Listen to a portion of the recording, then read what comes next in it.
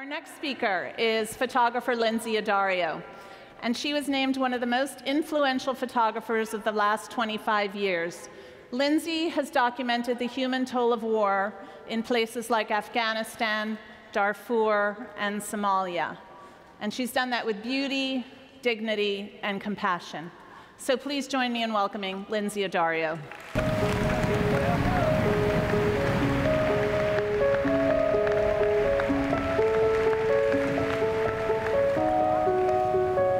Thank you all for coming.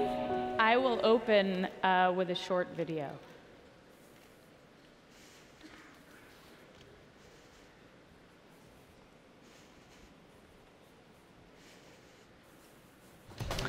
And now some new information and disturbing information just into us. The New York Times now says that 4 of its journalists reporting on the conflict in Libya have gone missing. 4 journalists, 2 reporters, and 2 photographers for the New York Times disappeared on Tuesday. Editors say they have not heard from Anthony Shadid, Stephen Farrell, Tyler Hicks, and Lynsey Addario. 4 New York Times journalists were held captive. They'd been reporting from the eastern city of Ajdabiya.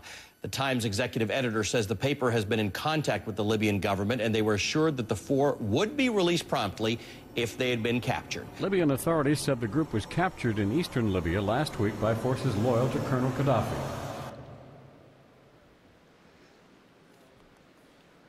So, a lot of people ask me why I decided to become a war photographer, and I just wanted to start out with my childhood. This is me and my 3 older sisters and my parents in a very 70s style portrait. I, unlike Zach, was not born in 1980. And the best preparation, I think, for being a war photographer is having 3 older sisters who beat me up every day of my life.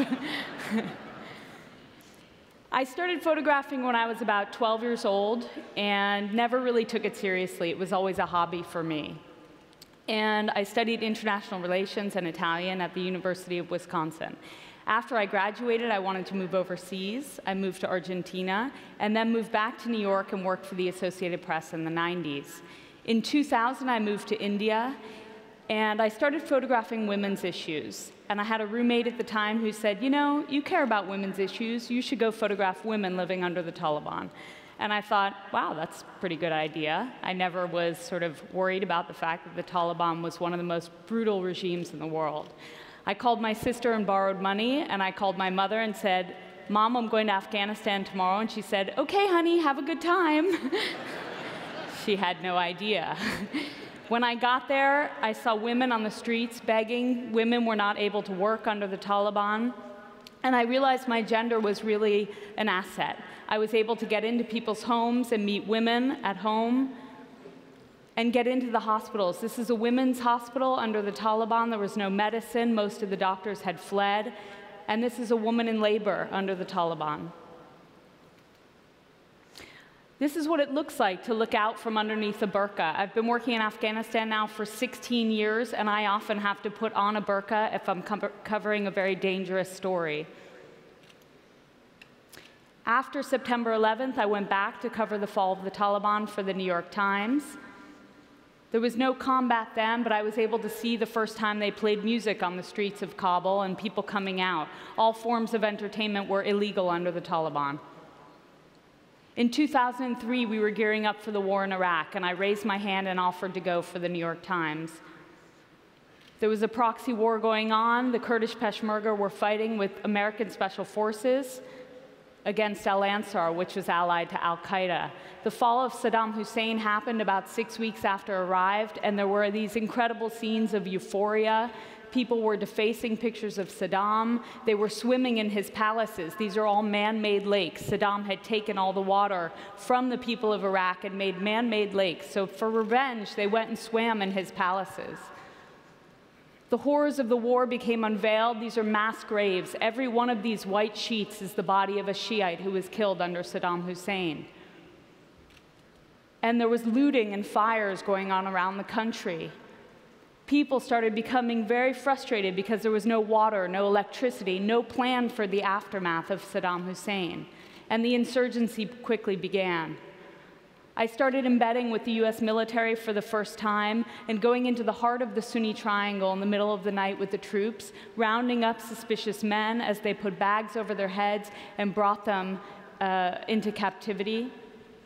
And as a journalist, I was able to also go meet with the insurgents. These are the Mahdi army fighters. They are Shiite militia outside of Baghdad in Sadr City.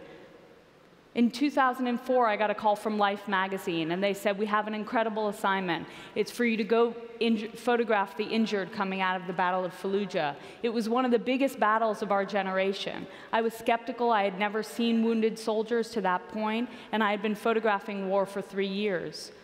I went in and had access. This is the inside of a C-17 cargo aircraft. There were so many wounded coming out of Fallujah that they stripped the inside of the plane and literally put the wounded soldiers on the floor of the plane and on the sides, and this is how they flew them to Germany. This is a young man who was injured in battle. This is the inside of the plane as they flew him to Germany. So these images I shot for Life magazine, a young man who was wounded by an IED and getting care in Balad Hospital. After I shot them, I sent them to Life magazine. They held them for 4 months, and they then sent me an email saying, I don't think we can ever run your pictures of wounded soldiers because my editor thinks they're too harsh for the American people to see.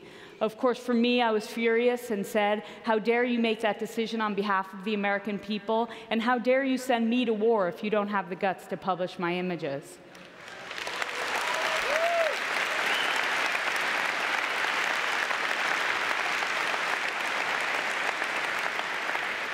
In 2004, I also started covering the war in Darfur. There was talk of a genocide. Everyone said there was a genocide happening, but we had to get inside to see it. The Sudanese government wouldn't give visas.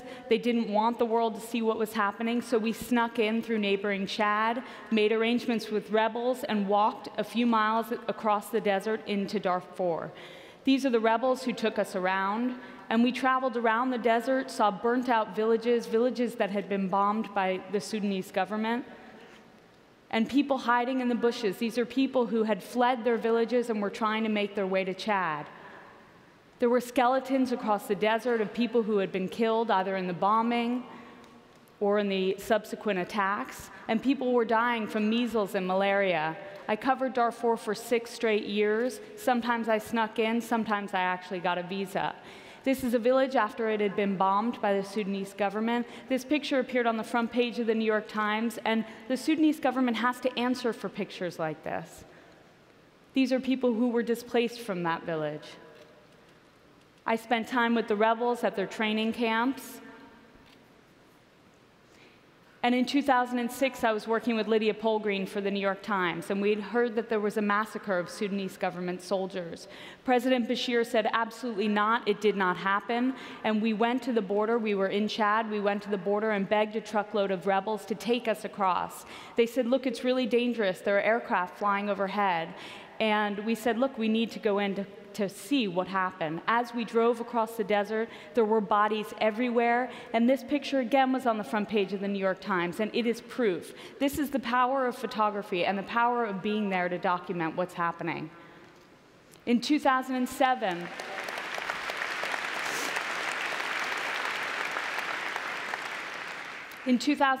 I was working with Elizabeth Rubin for the New York Times Magazine, and we wanted to understand why so many civilians were being wounded in battle in Afghanistan and why we weren't winning the war there if we had the best technology in the world.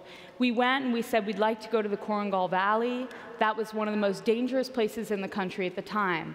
Elizabeth and I went to the public affairs officer, and he sort of looked us up and down and said, you know, it's not a place that's fit for women. And we said, well, why not? And he said, well, there's no place for you to go to the bathroom, and there's no place for you to sleep. And we thought, well, that's funny. Where do the men sleep, and where do the men go to the bathroom? And he said, okay, come back tomorrow. So they flew us in, and we went to the heart of the Korangal Valley, and there had been a battle going on the night before. Can we actually go back one slide?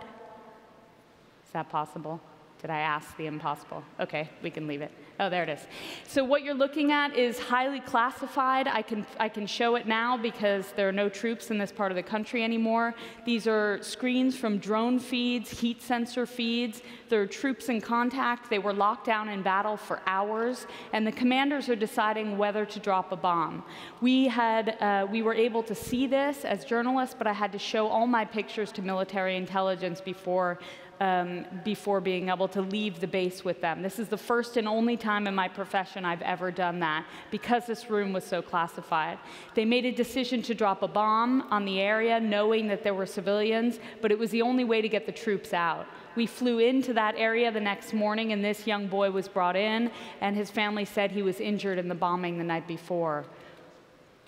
We spent 2 months on the side of the mountain with the 173rd Airborne. We went on 6 7-hour-a-day patrols every day. It was incredibly rigorous. We were mortared, shot at. We had to keep up with the troops. This is us under fire. And at the end of the 2 months, we were gearing up for Operation Rock Avalanche. We had to jump out of Blackhawks in the middle of the night. Everything was through night vision goggles. It was very hard to navigate because there's no depth perception. We jumped out of Blackhawks. We heard the Taliban was approaching us immediately, close by. We stopped, and as a photographer, there's obviously nothing more frustrating than not being able to see anything or take a picture when I knew something very dramatic was unfolding. We all sat down, and the commander, Captain Kearney, started calling in airstrikes. It was pitch black. I couldn't see anything. I fell asleep.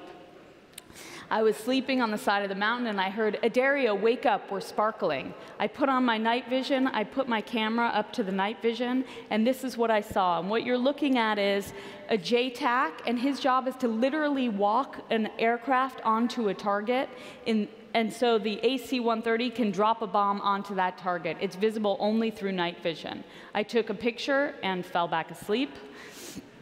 This is where we slept the first 3 nights. And on the 6th day, we were ambushed by the Taliban. And if anyone has ever seen Restrepo, the movie by Sebastian Junger and Tim Hetherington, we were all together for that, and this is the same Operation Rock Avalanche. There were 2 soldiers who were shot, and the 3rd was killed. And this is the body of Sergeant Rugal being carried to the medevac. In 2009, I won a MacArthur Fellowship, and I wanted to photograph women dying in childbirth and why so many women died in childbirth. I went to Sierra Leone. That was one of the countries with the highest rates of maternal death, and a woman has to walk often 9–10 hours when she's in labor. There are very few roads and very few doctors. When she arrives, this is often what she sees. A clinic is abandoned. When I met Mama Cisse, she was pregnant with twins. She had delivered the first twin in the village, and the second baby hadn't come out. Her sister was a midwife and had sent her an ambulance. The ambulance came, but in order to reach it, she had to take a canoe across a river and then get in the ambulance and drive for 6 hours, and that's when I met her. She was still pregnant with the second baby. She was exhausted and terrified to push. Eventually, she did. She delivered the second baby, and it was almost completely unresponsive. The midwives were able to bring the baby back to life with almost no technology. But Mama Cisse started hemorrhaging, and I'm not a doctor, but I kept saying, "I think she's bleeding too much, she's bleeding." And the midwife said, "No, she's okay." I finally left and said, "Where's the doctor?" There was 1 doctor in the whole province, and at that point, there were 3 OBGYNs in the entire country. I went, and he was actually in surgery, and I put on scrubs, and I went into surgery and said, "Hey, I think someone's dying." And he said, "Well, I'm in surgery." And I said, "Okay." So I left, and I said, "I don't know, take her blood pressure." It was 60/30. They picked her up, and they carried her to the doctor for when he got out of surgery. And at that moment, she died. And this is her mother finding out her daughter has just died in childbirth. And I went to photograph the funeral. In 2011, the Arab Spring was starting, and I was on assignment for National Geographic in Baghdad when it began in Egypt. I really wanted to get there. By the time I finished my assignment, I was sent to Afghanistan, and then Bahrain, and finally Libya. All journalists covering Libya, it was much like Darfur, where the Libyan government did not want journalists there, so we had to sneak in illegally through Egypt. We snuck in, and there were these incredible scenes of euphoria.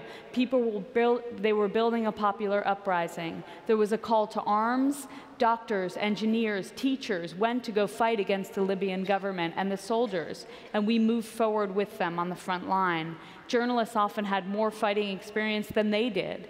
This is us under fire. Gaddafi had attack aircraft coming in. This is what the front line looked like. It was totally flat. There was no place to hide. It was terrifying because when the gunships came in, we just stood there and hoped that they didn't hit us. There were days of incredibly heavy combat, mortar rounds, tank rounds, sniper fire, and helicopter gunships. Sometimes the rebels just fled. When they took ground, they took over towns that Gaddafi's men had occupied, and they were able to celebrate, much like they did when Saddam fell. So I stayed for about 2 weeks on the front line, covering the wounded and the dead, and I was working with Tyler Hicks, Anthony Shadid, and Steve Farrell. And on March 15th, 2011, we were working in the town of Ajdabia. We knew the front line was moving closer to us. The mortar rounds were walking to our position. And we had to make a decision. Do we stay or do we go? We were in 2 cars. That's a mechanism that journalists often take to prevent something from happening. If one car breaks down, you have a backup car. The driver of Anthony and Steve's car, his brother was shot at the front line. He stopped the car and dumped all their stuff onto the side of the road, and all of us ended up in one car. We all had different ideas of whether we wanted to go to the hospital, back to the front line, and at that point we got a call saying Gaddafi's troops had entered the city. We made a decision to go back to the hospital and to count the wounded and dead.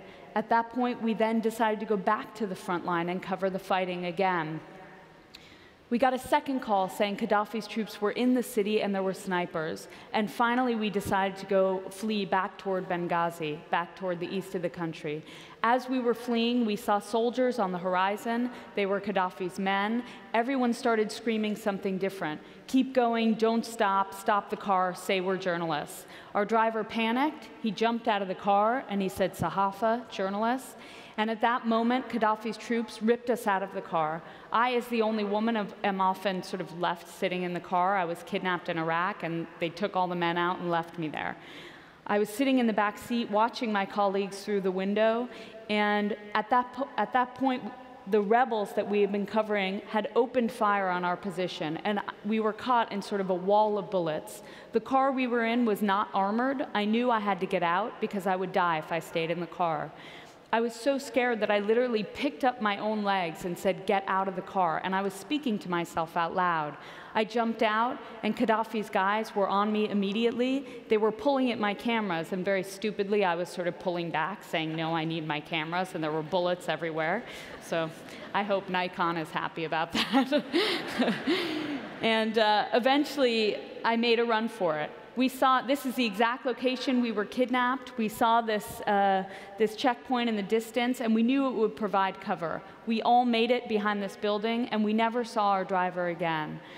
We were told to lie face down in the dirt, and it was execution style. We had all seen it in movies, what happens then. And each one of us had an AK, a Kalashnikov to our heads, and we were staring down the barrel of a gun, saying, please don't kill us. They decided not to kill us. At that point, a commander came over and said, you can't kill them, they're American. And I thought personally, when has that ever been an advantage in the Middle East? But they decided not to kill us, and instead they pulled my laces out of my shoes, tied my feet together, my arms together, and placed us in vehicles tied up on the front line, and sort of watched us and laughed as bombs and bullets rained around us. They kept us there for hours. They beat us repeatedly over the course of the first 3 days, threatened us with execution. I was groped as the only woman. The men were smashed in the back of the heads with gun butts. And after 6 days, we were transferred to Tripoli and released. My colleague Brian Denton went back for the New York Times about 2 weeks later to help look for our driver, whether he was in prison or whether he had died. And they found my sneaker on the side of the road 2 weeks later. Last year, the New York Times Magazine asked me to photograph the displaced. There are 65 million people displaced by war and persecution around the world. It's the highest number in history. The idea of the story was to try to get inside the heads of what it's like to be a displaced person, and we did it with children. Chol was from South Sudan, from Lair. About 2 months before we met him, his father had been killed. Their village was overrun by government forces. We met him when he was on the run. His mother looked at him when he was 11 and said, "You're now the oldest man of the family. Go to Kenya and get educated." That's when we met him, living in a swamp. And there was a virtual reality film that was made to accompany this story, and it was the New York Times' launch of virtual reality. So we were working side by side for part of the experience, and then I worked on my own. I went fishing with Chol. I was with him when he slept and woke up, and him in school, a UNICEF school, and at church with his family. Hannah was from Syria, and she was displaced to a camp in Lebanon. Hannah had never gone to school, and when I met her, she was working about 12 hours a day to try and support her family. She woke up at 4 in the morning, and she went out to the cucumber fields to pick cucumbers for 6 hours under the hot sun. And then she went to the plum orchards, where the children around her were so tired they were literally falling out of the trees around her. These children have no lives as children. Most of them are working every day and living in very tough conditions. This is them on their way back to the camps. And Hannah trying to make herself beautiful and sleeping at the end of a long day. Oleg was 13 years old, and his village had been overrun in Ukraine during the war there. This is Oleg in his classroom at school and in the gymnasium where he used to play, and with his mother looking at the damage of their house. And this is where he's living now. And these are Oleg's friends playing war games. And I have a short video to show you before we end.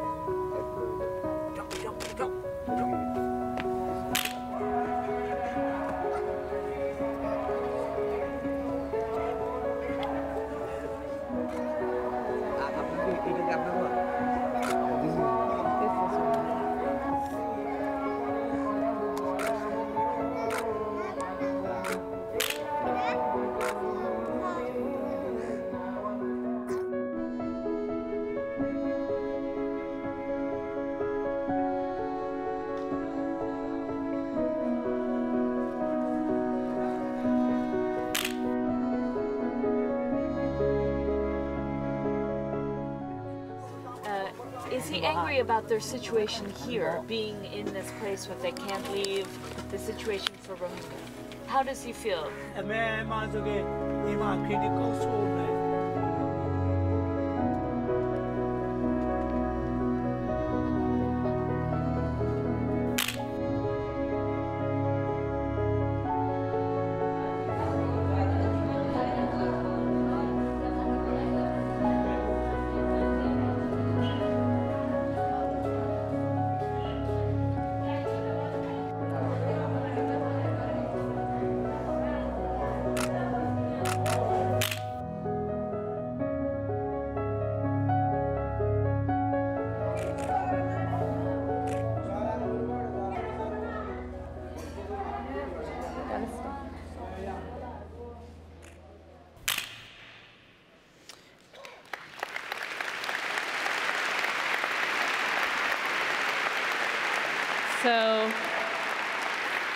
That video was produced by the Annenberg Space for Photography for a big exhibit I did on refugees with 3 other photographers this year. And I'll close with a few images of me on assignment. I don't usually dress like this. This is in Fallujah in 2004, and in Iraq in 2003. Crossing illegally into Darfur in 2004, in the Korangal Valley in Afghanistan, and in Libya a few days before our capture, and 7 months pregnant in Gaza, and in Afghanistan, and in South Sudan. That's it.